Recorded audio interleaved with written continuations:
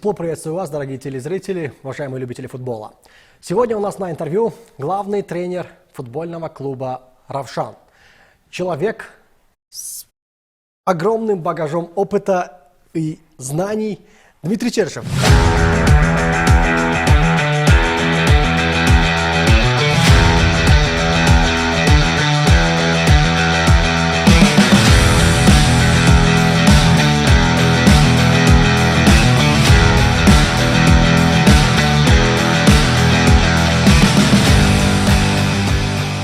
Дмитрий Николаевич, рада вас видеть на студии. Давно хотели пригласить вас, но только сейчас попался удобный случай, что и вам удобно, и нам. Как вам чемпионат Таджикистана? Давайте начнем с самого банального. Большое спасибо за приглашение. Да, сильный чемпионат. На самом деле очень много ребят, которые приезжают сюда, они глубоко ошибаются, что приехав сюда, уровень футбола довольно-таки может быть, думают они, что может быть довольно-таки слабым. Но на самом деле таджикские футболисты, они, во-первых, довольно-таки хорошо технически оснащены. Это в первую очередь. Во-вторых, у них есть все-таки та злость, которая еще чуть-чуть, но все равно осталось с постсоветского пространства. Почему? Потому что я очень хорошо вспоминаю и Мухсима Мухмадиева, как игрока, с которым я вместе довелось играть в сборной, так как и Рашида Рахимова, с которыми мы тоже также и до сих пор общаемся, дружим. Поэтому это футболисты жесткие, противные, с характером и хорошо технически оснащены. Поэтому сюда приезжая, ты прекрасно понимаешь, что в одном качестве уже есть огромный плюс, но еще есть огромный плюс, который я вот обратил очень много внимания, это все-таки дворовый футбол, он у вас остался, это очень хорошо. То есть в каждом дворе мальчишки играют в футбол, не только мальчишки, сейчас и девчонки играют вместе с ними в футбол. Я, допустим, выхожу и вижу около дома, там пару девочек у меня таким серьезным ударом по воротам бьют, и мне реально начинаем понимать, а может быть ее в футбол привести? Это будет впервые в истории. Было ли вообще представление о команде «Равшан» до приезда сюда? Потому что, насколько я знаю, вы вообще с вами вели переговоры почти 2 года. Начали в прошлом году, перед Лигой чемпионов. Руководство команды хотело видеть вас в Лиге чемпионов, но у вас был контракт с Шинником, по завершению которого потом пришли в команду. Было ли вообще представление об этой команде? Ну, естественно, когда после того, как мы поговорили с Зафаром в первый раз, второй раз, то уже начал немножечко смотреть на команду, стал просматривать игры, стал смотреть, Зафар мне сообщал, кто с кем, когда с кем играют. Я, естественно, уже смотрел матчи. Важно было, знаете как, важно было все равно, после того, когда я уже дал согласие, важно было сохранить ту команду, которая была, потому что в той команде все-таки были довольно-таки достойные футболисты, которые могли бы сейчас феерить в команде. Но примерно 70% состава до сих пор осталось с прошлого года. Да нет, много ушло. Много ушло футболистов. Ушли сильные футболисты. Даже возьмем Рахимов, Басниц, центральный нападающий, он мог играть в опорной зоне, плюс Серб с левой защиты, центральные защитники черненькие, и я уж так не помню по фамилиям, по номерам. Вот, на что я обращал Матич, это был центральный нападающий, но в последнее время играл опорника. Да. Потом, значит, 2 центральных защитника, один, который попал в аварию, никак не может восстановиться. Джам вернулся, сейчас он только набирает, как говорится, обороты. Ну, кстати, вот этот защитник, он не попал в аварию, Холмур Назаров. У него была сильная травма в концовке сезона. Он бы очень сильно помог. Он был капитаном команды, кстати. Я просто говорю, что все равно есть футболисты, которые сейчас отсутствуют в коллективе, и это, естественно, играет негативную роль. Почему? Потому что у нас должен быть сильный состав. Вот так вот, наверное. Для того, чтобы стать чемпионом, нам нужно укрепляться. С какими трудностями столкнулись в самом начале своей работы с командой? Ну, наверное, знаете как, у меня был огромный плюс для того, чтобы столкнуться, да, это все-таки то, что я работаю в Андоре, там тоже также одно-два поля, и на этих полях в предсезонке тренировались абсолютно все команды, поэтому, в принципе, вот это единственная, самая главная трудность, которая есть. Ну и в организации в плане того, что, допустим, нужна атрибутика, которая должна помогать мне в работе, плюс, знаете, как очень сложно, когда ты работаешь, тренируешься тренируешь команду, у тебя есть всего лишь 1,5 часа, и нужно уложиться в эти 1,5 часа, и причем только одна тренировка, и тебе нужно уложиться в тренировочном процессе, дать физику, технику и тактику. Насколько я слышал, у вас одновременно было 3-4 предложения из разных клубов. Равшан, с чемпионата России и еще некоторые клубы. Почему выбрали именно Равшан? Не выглядит ли более приоритетнее работать в России условно? Ну, наверное, потому что я уже обещал Зафару. Исключительно из-за уважения к этому человеку. Да. Так, в рамках подготовки к новому сезону вы не то что отпустили не сразу очень большое количество игроков, не то что отпустили, не хотели, чтобы они оставались в клубе. Они отвечали вашим критериям, требованиям.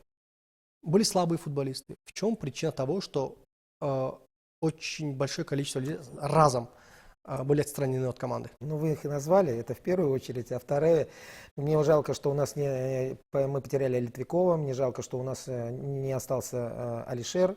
Мне реально жалко, где-то в каких-то моментах я, может быть, допустил какую-то небольшую ошибку, отпустив или двух футболистов, которые сейчас находятся в другой команде.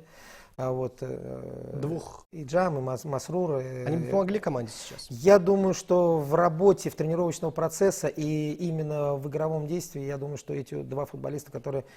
Ну, по крайней мере, за тот отрезок времени, который бы они находились сейчас со мной, они бы очень сильно прибавили. И прибавили однозначно оба футболиста. И я думаю, что они бы помогли в какой-то момент. И плюс критерий, который вы назвали, естественно, футболисты. Мне нужны футболисты с характером, это в первую очередь. Мне нужны футболисты, которые быстро принимают решения. И заставить футболистов быстро принимать решения, это очень сложно, на это нужно время. Правда, что селекцию легионеров полностью взяли на себя вы с самого начала? Ну, это естественно, мы должны были привести хороших квалифицированных футболистов. Но, как всегда, знаете, как бывает, естественно, мы с одной стороны, с другой стороны, и где-то в каких-то моментах допускаем ошибки. Но я очень рад, что жалко, что пришел Гилавани и получил травму, великолепно вписался в состав нападающий Ола, и поэтому вот эти не оправдал свое доверие никак ни Исмаил, ни Зепата. Интересно, человек, который проходил систему подготовки в «Спартаке», было там определенное количество времени. В рамках нашего чемпионата, я не знаю, может из-за полей, может из-за погоды, может у него плохое настроение, но он не выглядит как профессиональный футболист. Ну вот это играет негативную роль. Почему? Потому что, мне кажется, футболист... мы сделали ошибку, что мы его взяли, это в первую очередь. Но он же проходил просмотр. Ну, он проходил просмотр. Я еще раз говорю, когда он проходил просмотр, у нас не было футболистов вообще. То есть у нас даже кандидатов не было на его место. Поэтому... Чтобы как-то заполнить эти дыры? Да, то есть мы для того, чтобы заполнить эту дыру, мы взяли этого футболиста, хотя он хороший футболист. В принципе, так как футболист 2 года находился в структуре «Спартака», ты, когда берешь его, и когда тебе про него, вернее, говорят, ты начинаешь думать, в структуре «Спартака» человек 1,90 м там с чем-то ростом, значит, он хорошо играет головой, технически хорошо оснащен и тактически, потому что «Спартак» играет в хороший комбинационный футбол, значит, ты думаешь, что он однозначно быстро впишется в твою структуру, в твою систему.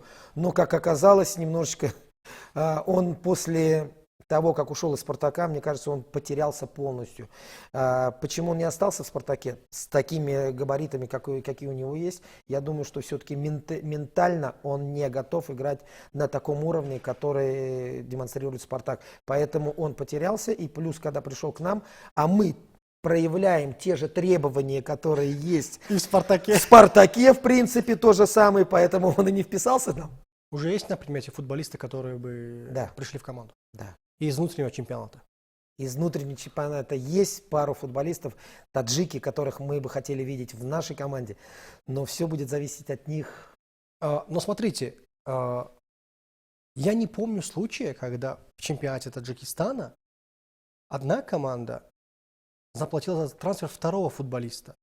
Обычно игроки переходят по окончанию сезона как свободные агенты, потому что иного варианта перехода этих футболистов нет. Наверняка вы выбрали очень хороших футболистов. Ну, неплохих, давайте скажем. Давай так, неплохих футболистов.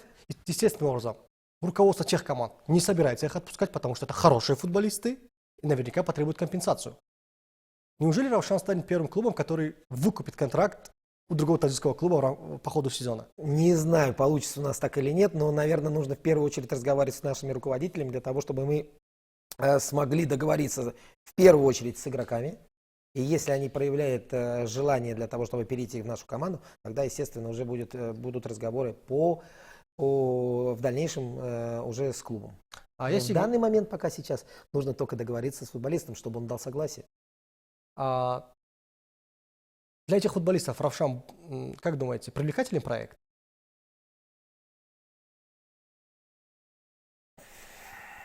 Сложный вопрос. Сложный вопрос. Вы знаете, сложный вопрос, знаете, в каком плане? Не из-за того, что нужно сейчас выделить или команду, или клуб, или тренера, да. Сейчас нужно выделить вот именно все то, что, к чему мы хотим, куда мы идем, что мы строим. И если мы в правильном направлении строим структуру клуба, если мы в правильном направлении стараемся добиваться хороших результатов для того, чтобы команда играла давайте возьмем, для меня это пока сложно еще, знаете, перескок на Еврокубке, то тогда будет намного проще договариваться с футболистами, тогда у нас будет реальный проект, тогда те футболисты, которые находятся сейчас в других командах и которых мы хотим видеть в наших рядах, или сами они хотят, там проявляют желание для того, чтобы попасть в Равшан, тогда это будет великолепный проект. В данный момент, сейчас мы находимся в момент становления. Сложно, реально сложно. Но я думаю, что мы на правильном пути, у нас хорошее будущее у Равшана, хорошее будущее у команды, у клуба. И если мы будем продолжать прогрессировать, то мы заявим о себе на международном уровне. Кстати, с вашим приходом увеличился штаб сотрудников в Равшане. Появился тренер по физподготовке, новый физиотерапевт. И вообще на некоторые позиции добрали сотрудников. Еще одного администратора. Была ли необходимость, например... Еще 2 возьмем. Администраторов? Нет, администраторов нужно, по крайней мере, научить и подсказать, объяснить то, что они должны выполнять, какую работу они должны выполнять в команде. Это в первую очередь. Просто донести и объяснить, и направить этих людей, потому что они очень мало работали в командах на этом уровне, и поэтому их реально нужно обучать. Но рядом с ними должен быть человек, который это им все объяснит и Но у вас направит. самого главного нет. Второго тренера в команде. Уехал. Я жалею, конечно, то, что Константин Северянович Галкин. Кстати, почему? Были ситуации, из-за которых он собрал вещи и уехал. На самом деле... Внутри команды? Естественно, конечно, внутри команды это произошло после определенных игр, и он принял такое решение.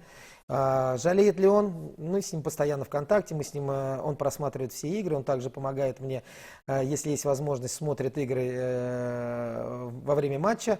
Даже я могу после первого тайма могу ему набрать, серьезно говорю, набрать, также набираю и Денису, также набираю и ему, они просматривают игру, и с телевидения они мне говорят, подсказывают где-то в каких-то моментах, есть какие-то определенные ошибки. Но то, что я на место Галкина обязательно возьму другого специалиста, это даже не обсуждается, это однозначно. Я не расслышал. Денис Черышев смотрит матчи Равшана? Да.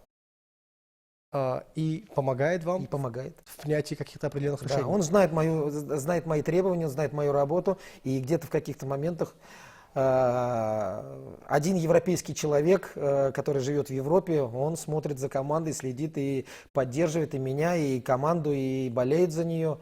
Также поэтому... Сейчас же, кстати, Денис ушел с чемпионата Греции. Да. Он сейчас свободный агент. Да. Так почему бы... Я не скажу, что это кумовство. Это будет кумовство в пользу клуба. Не в его интересах приходить сюда, скорее всего. Но я не знаю, чтобы как-то популяризировать наш футбол в Европе, потому что его приход по-любому скажется на имидже страны, на имидже чемпионата Таджикистана. Ну почему бы не пригласить хотя бы отыграть полсезона у нас? Давайте сначала посмотрим, какие предложения будут у него, и если вдруг Наверняка по финансовой составляющей его предложения будут намного лучше, чем здесь. Мы не скорее всего. обсуждаем финансовую часть, мы сейчас обсуждаем просто контракт, который он рассматривает из тех стран, которые у него уже есть стопроцентное предложение. Но такая вероятность существует? Ну а почему нет? Ну а почему нет? Вот представьте, он вдруг оказался, не договорился с теми командами, которые есть. Я думаю, что на отрезок времени, который есть, он приедет, поможет. Вообще прекрасно, было бы здорово. Есть ли игроки, которые вас приятно удивили по ходу сезона? То есть смотрели на него такой, и начался чемпионат, он раскрылся совсем по-другому. Да у меня, я всей командой удивлен, как он у меня растет и прогрессирует. Давайте возьмем так, начнем с Сорбона, да, допустим, Сорбон это футболист, который играл, не играл, так, ну, не вот там какой-то был сильный футболист, да, но сейчас он проявляет хорошую игру, хорошую статистику даже, можно так сказать. Да, естественно, ему не хватает концентрации, как центральный защитник, для того, чтобы он должен понимать, что это требуется от него не 100%, а даже 200 и 300%. Вот, но все-таки работая в таком режиме, для него это ново. И он, естественно, пока еще не догнал и не дошел до той стадии, когда он уже будет непосредственно вот именно готовым центральным защитником. Дальше, всадник без головы, наверное, мы возьмем его так, назовем Баху, да. Это человек, который в прошлом году сыграл, по-моему, 7 игр в основном составе, а остальные игры выходил на замену. Да. И никто никогда не говорил про него, что он там какой-то сверхъестественный игрок. Да? И он прогрессирует, он растет, он развивается. Единственное, что ему нужно продолжать выполнять те требования, которые я от него требую. Он старается, он бегает, у него есть очень хорошие качества. Ему сказали, и он будет делать. Хорошо или плохо, но он будет делать. Он будет делать на том уровне, на котором он сейчас. И поэтому в тренировочном процессе мы очень часто заставляем команду делать фигуры пасов. Фигуры пасов, это в разминке находится. Фигуры пасов для чего? Для того, чтобы они жили с мячом. Можно так, наверное, правильно сказать, чтобы они уже привыкли к мячу, чтобы это было, знаете, есть такая фраза, да, продолжение тела. Мяч – продолжение тела, да. И вот мне нужно, чтобы они контролем мяча принимали те решения, правильные решения, которые я требую от них. Что такое контроль мяча? Контроль мяча – это ты должен принять мяч в тот момент, когда у тебя есть уже два непосредственных действия. Два. Не одно, а два. Два решения. И вот когда они уже к этому привыкнут, когда они уже поймут, что они уже готовы к этому, тогда уже можно будет сокращать в тренировочном процессе сокращать касание мяча. Я вам поговорю про футболистов. Дальше пройдем. Еще есть? Конечно, да, это абсолютно все. И Зико, то, что он прогрессирует как центральный защитник. Он только начал играть центральным защитником, он всегда играл право. Вот, он играл право, сейчас играет центрального защитника и довольно-таки неплохо играет и выигрывает дуэли у многих футболистов. С небольшим ростом. С небольшим ростом, но у него хорошая прыгучесть, выигрывает головой. Абдурахмон с хорошим видением, хорошим пасом. Не хватает немножко оборонительного характера, но мы его заставляем. Плюс у него есть одно качество, которое я из него просто выбиваю кулаком, но в данный момент пока тяжело. Джам не умеет играть в командный футбол. Да, он технически очень хорошо оснащен, но он играет больше на себя, но он старается меняться. Мухсима заставляю, и он прибавил очень сильно в то, что вы говорили сейчас вот перед студией. Хорошо выходит на замену, он и с первых минут тоже хорошо, но не хватает того отрезка времени, чтобы сыграть все 90 минут, поэтому и происходит замена, поэтому и, как вы сказали, не хватает лавочки, которая у нас должна присутствовать, поэтому здесь вот эти моменты, они играют. Плюс Шади очень сильно прибавил в нашей команде. Шеридин сейчас начал потихонечку раскрываться с другой стадии после травмы, после того, что пропустила большой отрезок времени, около года практически не играл на самом высоком уровне. Он не играл, но потом он отыграл прошлый сезон целиком. Но он не играл на том уровне, чтобы ставить задачу бороться за чемпионство. Это совсем все другое. Кстати, вы ему поменяли позицию. Он всегда играл центрального нападающего. Причем очень неплохо. Он даже забивал, неплохо забивал Это его позиция. в конкурентной, Это его позиция. Он великолепно в играет. конкурентной лиге Ирана. Он там... Отлично, я очень рад за него. Но в этой позиции он еще сильнее. Это правый полузащитник, либо правый нападающий? Это правый полунападающий. Полунападающий. Это не правый защитник. Это не правый полузащитник. Это не хав. Это полунападающий. И даже не вингер. Даже не вингер. Ну, вингер, это вингер и есть полунападающий. Это футболист, который... Вся игра строится для них, вся игра строится на них, вся игра строится для того, чтобы они больше забивали голов. Не нападающий. Нападающий, это для меня это черновая работа. Это очень... Конечно, он находится на самой последней стадии, завершающей стадии, но нападающий это прикрыл корпусом, дал команде выдохнуть, если тебя прессингуют. Это огромный труд нападающих. Плюс вингеры, про которых мы сейчас говорим, это которые бегут в зоны, которые открываются. Ведь смотрите, сколько моментов мы создаем для вингеров, которые у нас создаются. Последний матч, который мы играли, так как Шеридин не играл, на это играл Хаитов, у него было 2 стопроцентных момента, где он мог забить. Шеридина, сколько моментов голевых, которые у него появляются в моменты матча. То есть вся команда работает на эти 2 позиции, что ли, можно правильно сказать. Команда очень сложно начала вкатываться в новый сезон. Либо нет. Потому что 3 первых матча. Я перед студией, как вы сказали, назвал 3 не самых сложных соперника. Мы начали оспаривать эту тему. Но нет сложных. Нет сложных соперников. Есть все одинаковые. Хорошо. Любой соперник, он сильный. Любой соперник, который играет от обороны, который играет, только обороняется, который играет на контратаках, который играет только прямолинейно. Любой соперник, к нему нужно подготовиться. К любому сопернику. Это раз. И первое, вы бежите вперед по паровоза. Мы очень рано начали выигрывать. Я даже вам больше скажу. Равшан, то, что находится вверху турнирной таблицы, да, мы стараемся прикладываем максимум усилий, но мы еще рано бежим. Для того, чтобы команда была и показывала тот футбол, который она сейчас показывает, а она реально показывает хороший, добротный, интересный футбол. Это еще рано. Это очень рано. Как говорят, темпрано, как говорят по-испански. Насколько мы знаем, у вас договоренность до конца сезона. Но чтобы выработать дух победителя, полностью построить команду, уже четко поставить цель чемпионства и уверенно идти к нему, этот проект займет время.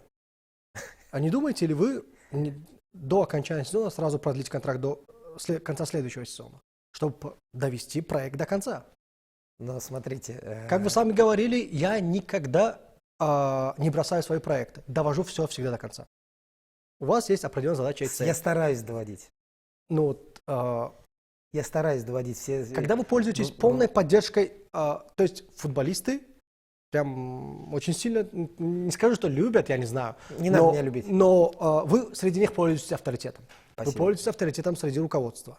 То есть вы один из немногих тренеров, на которого мало оказывают давление в Кулябе. В Кулябе любой тренер всегда под давлением. Болельщиков, руководства и так далее, и так далее. Но у вас полный карт-бланш, полная свобода действий, все в ваших руках. Так почему бы не довести вот этот проект? Ну, вы, наверное, как-то немножко так это неправильно, наверное, сказали, да, полный карт-бланш. Полный карт-бланш, наверное, мне идет больше всего идет от Зафара. Это в первую очередь, я ему очень сильно благодарен. Это самый главный человек, это руководитель, который мне помогает и с которым я делюсь многими моментами. Это человек, который делится, как и я делюсь с ним, теми проектами, которые есть. Разговор не идет об одном гове для того, чтобы я сюда приехал. Разговор идет о долгом сотрудничестве, честно я вам хочу сказать. Но мы не говорим и не афишируем это просто. Но у нас это все идет на словесном уровне, и это мужик сказал, мужик сделал. Знаете, как это говорят, да? Вот это примерно так. Что касается работы, вы знаете, я видел команду Равшан в прошлом году. Я видел, как она играет. В Лиге чемпионов или на внутренней? И в Лиге чемпионов, и в Лиге. Я видел игры, когда команда играла в Лиге. Особенно это касается последних 2 матчей, где команда должна была занять, как вы говорите, занять 2-е место, но не получилось. Вот. И вот эти моменты, я обратил внимание, команда сейчас поменялась. Команда показывает хороший, добротный футбол. Команда показывает интересный футбол для болельщика. Мы сейчас не играем прямолинейно, мы сейчас играем в комбинационный футбол. Вы смотрите, в атакующий футбол. Да. Для того, чтобы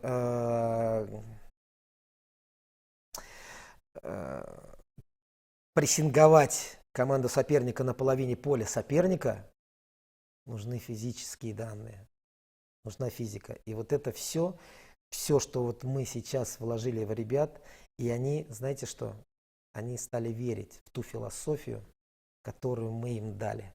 Раньше было очень сложно им доказать, что мы от них хотим. Мы торопились, мы кричали, мы ругались. И первый отрезок времени работы, особенно это когда мы были на сборах в Худжанте, конечно, было очень сложно. Я выходил где-то в каких-то моментах из себя, мы ругались, разговаривали на повышенных тонах, но я знал, куда я иду, потому что у меня не было времени. И то, что сейчас ребята, вы перед программой говорили, а вот есть вот там достойные футболисты в национальную сборную, которые могут попасть. И Зика может попасть. И я считаю, что он мог попасть в расширенный, не расширенный. Он попал же в расширенный. Значит, он помог попасть в другой там состав, список. И другие футболисты, я не буду называть, но эти футболисты прогрессируют, эти футболисты растут. И знаете, когда на них смотришь,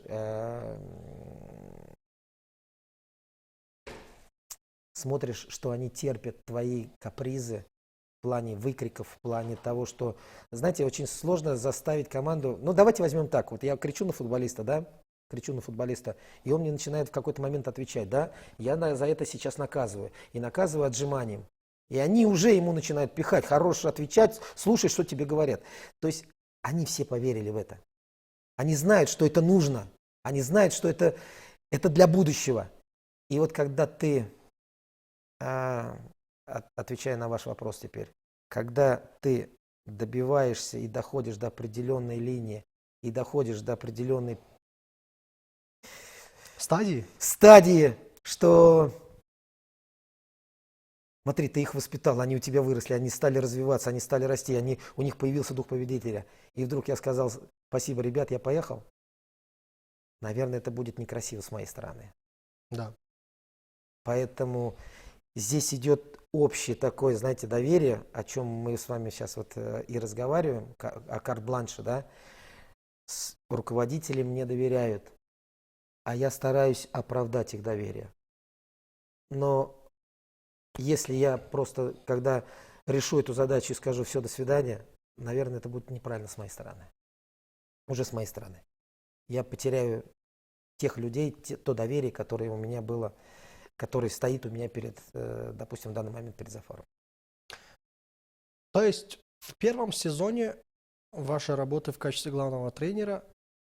Ни в коем случае. Он мне поставил задачу. Задача у меня стоит. Нет, смотрите, по-моему, не совсем правильно, нет? В самом первом сезоне вы закладываете фундамент. Ни в коем Задача случае. стоит. У меня все задача. И я требую от ребят, потому что у меня стоит задача, передо мной стоит она. Ребята верят, что они могут стать чемпионами? Вы смогли им вот это вместить в мозг? Это идет каждый день. Я каждый день. Но смотрите, очень сложно поменять ментальность, когда ты понимаешь, что истеклол. А как мы? Потому что ребята привыкли, что регулярно, да, говорим, задача стоит, чемпионство, но они регулярно себе дают отчет, что потолок наверняка будет второе место.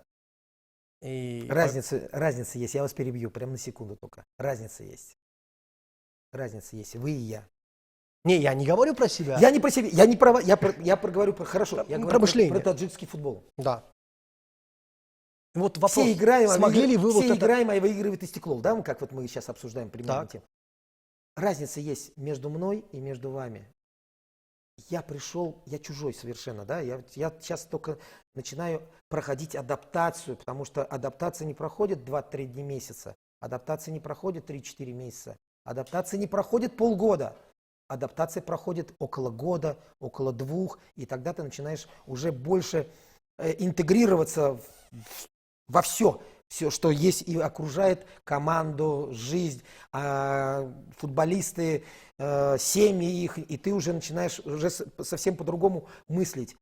Но у меня отрезок совсем другой. То есть я пришел, я работал в очень сильных структурах. Я сам воспитан на «Динамо Москва», где команда, которая воспитана, ставит всегда только самые высокие задачи. Да? Я сам воспитан на Хихоне, в европейском футболе.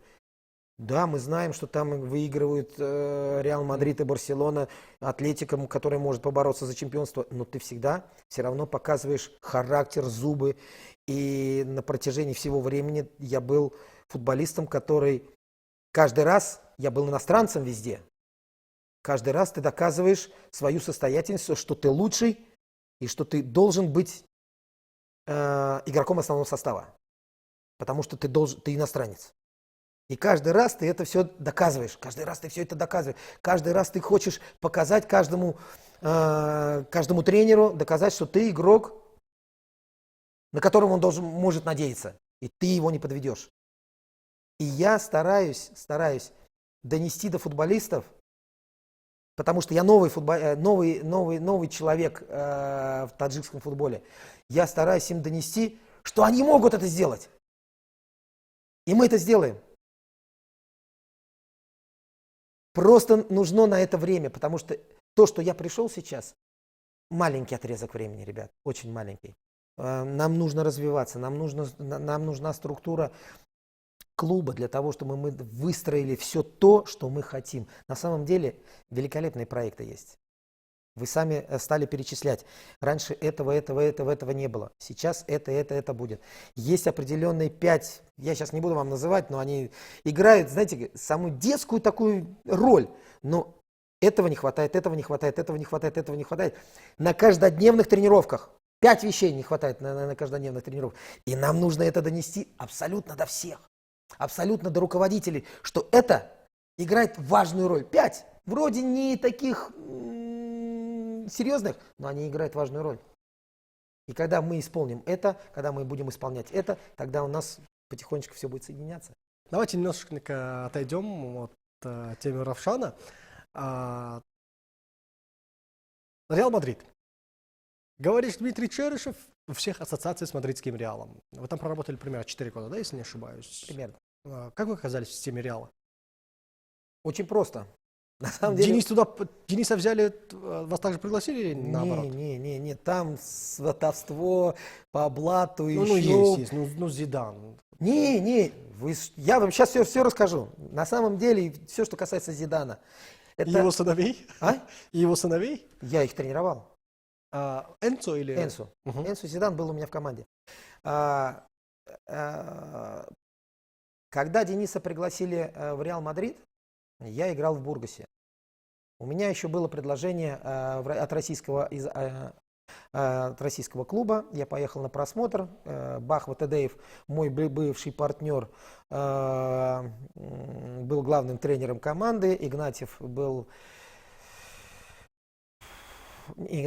Бышевец был, или Игнатьев, я уж не помню, был, знаете, как человеком, который направлял Бахву Тадеева, что нужно делать, и таким смотрящим за командой для того, чтобы можно было построить хороший футбольный клуб в Алании. Я приехал туда на просмотр, я прошел буквально 2 недели, потренировался, посмотрел тренировочный процесс, мне сказали оставайся, я попросил, чтобы они меня взяли билет, и говорю, я уезжаю и заканчиваю с футболом.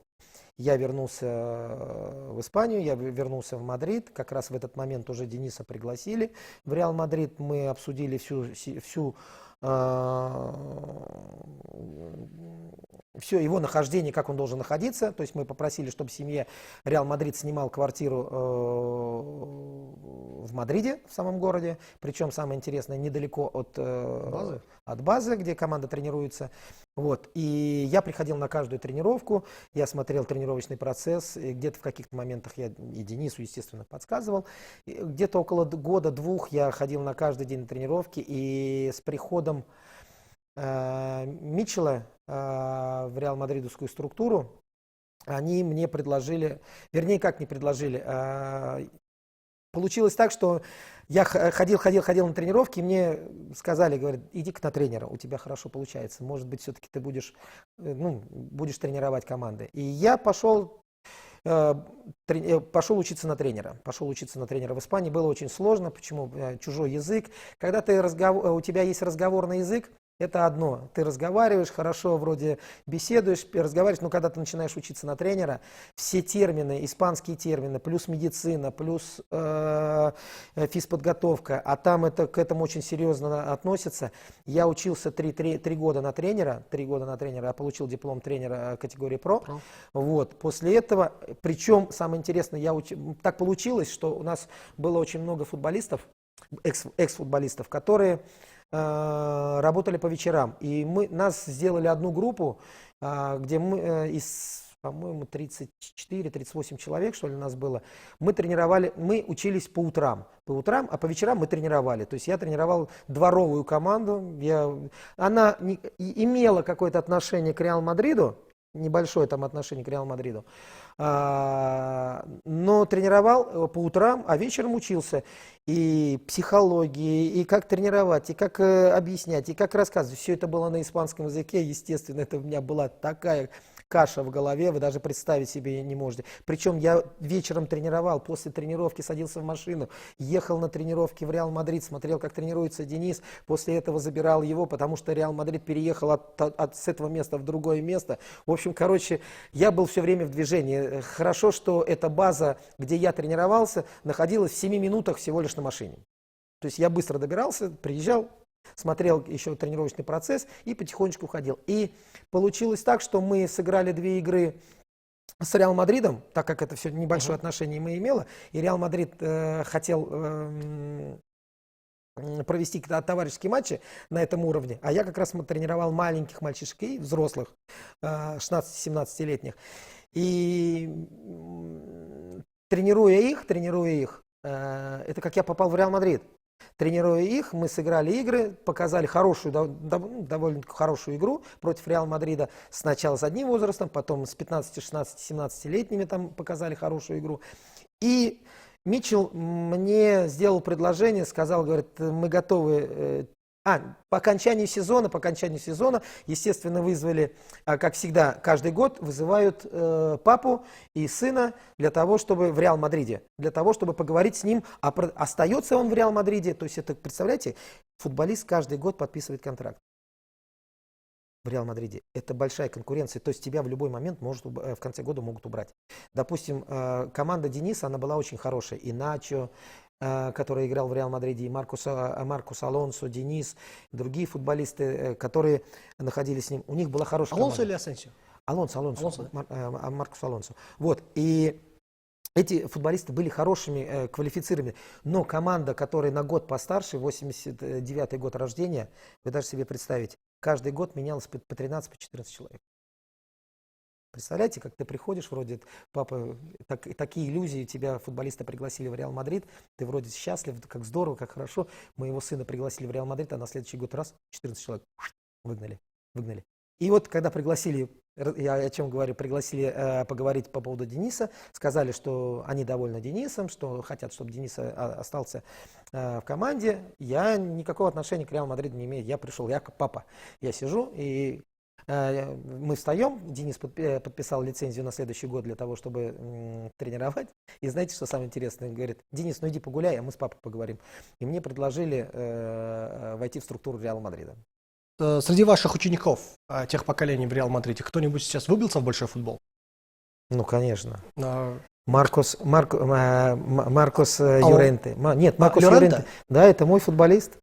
Я вам расскажу про анекдот про него. Во-первых, у него очень футбольная семья. У него папа, дедушки и папа, дядя, дедушки, все футболисты Реал Мадрида. Мама у него чемпионка то ли Европы, то ли еще чего-то по баскетболу. У него вся спортивная семья, и она вся зациклена на экологически чистых продуктах. Не то, что там можно мясо или нельзя мясо, а просто на экологически чистых продуктах. Маркус у меня был вот таким вот маленьким, он очень мало играл у меня в команде, выходил на замену, потому что все футболисты выросли, а в Реал Мадриде нужен результат для того, чтобы ты показывал игру. И Маркус у меня... После каждой игры мы прятались от папы, от его, как говорится, и все его кормили. Он кушал вот такой вот бутерброд с мясом, плюс кока-кола. Это потом, значит, Марио Эрмосо, это тоже мой футболист, правый защитник. Они же все, по-моему, ушли с системы мадридского Реала и перешли в Атлетико. Атлетику. Да, совершенно верно. Их продали.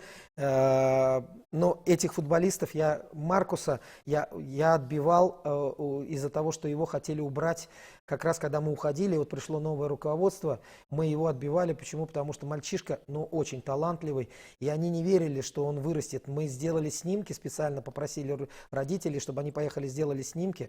У него расстояние было, что он мог вырасти, у него и папа с дядей очень высокий, у него расстояние было очень большое между костями, ладонями. Это есть такая вещь, ты делаешь снимок и смотришь, насколько вырастет у тебя ребенок.